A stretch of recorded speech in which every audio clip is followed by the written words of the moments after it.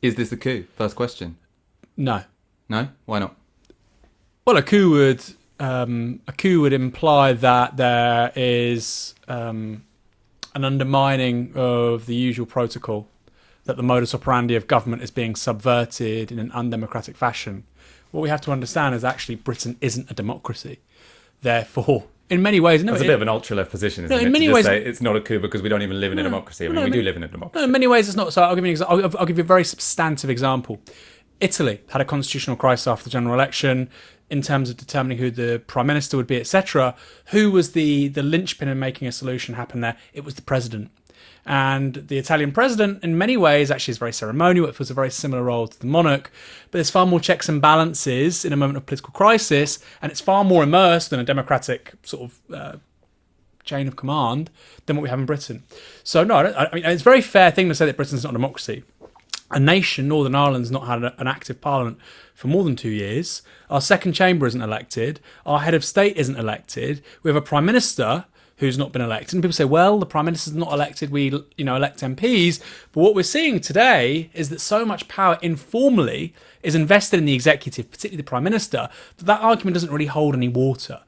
So I do think there's a profound expression here of actually how undemocratic the British system is. I don't think it's a coup. I just think it's the strongest expression yet of the Westminster model being completely, just in utter freefall and not being fit for purpose in the 21st century. I mean, it's also an expression of Boris Johnson and his administration feeling they can get away with anything, right? So they're playing absolutely hardball. And, I mean, in a way, they are they are running roughshod over what are our democratic traditions, whether or not it's a coup. So normally you accept that any important business that the government does has to be by consent of the House of Commons. They are going to be excluded from decision-making power and from scrutinising the government for a very crucial 5-week period, which is much longer than it's ever been before. So we are in, extraordinary times, and you can see why this is seen as being counter to the principles of representative democracy. So normally you have the MPs there to scrutinise the Prime Minister. He is going to suspend Parliament because he thinks they won't like what he wants to do. Yeah. Not a coup, though. No, we agree it's not a coup.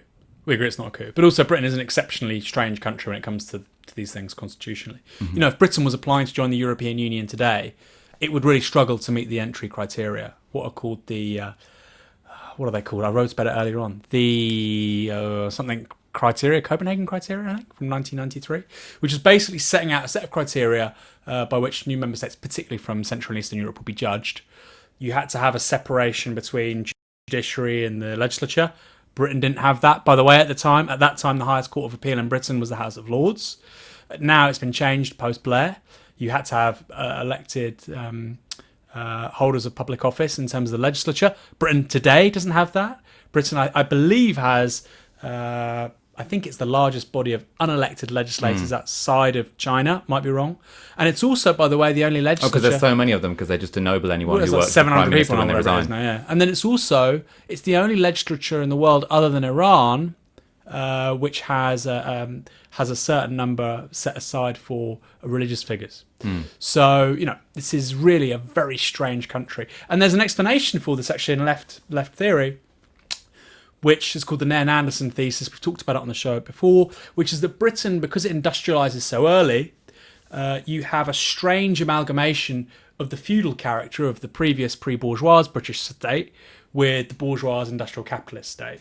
And this fusion really happens around the 1830s with the repeal of the Corn Laws, the Great Reform Act, and there's an alliance there between the feudal noblesse oblige and the sort of bourgeois, upwardly mobile middle class to lock out Chartism, trade unionism, working class people.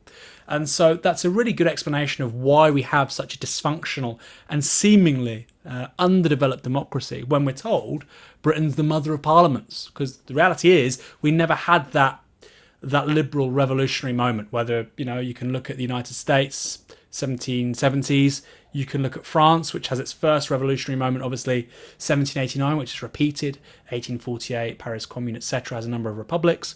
You can look at a bunch of places, Italy after the Second World War. We never had that moment in this country where we said, right, Let's get it all down on paper, have a codified constitution, proper separation of powers. And my suspicion is these kinds of scenarios will only get worse until we have that.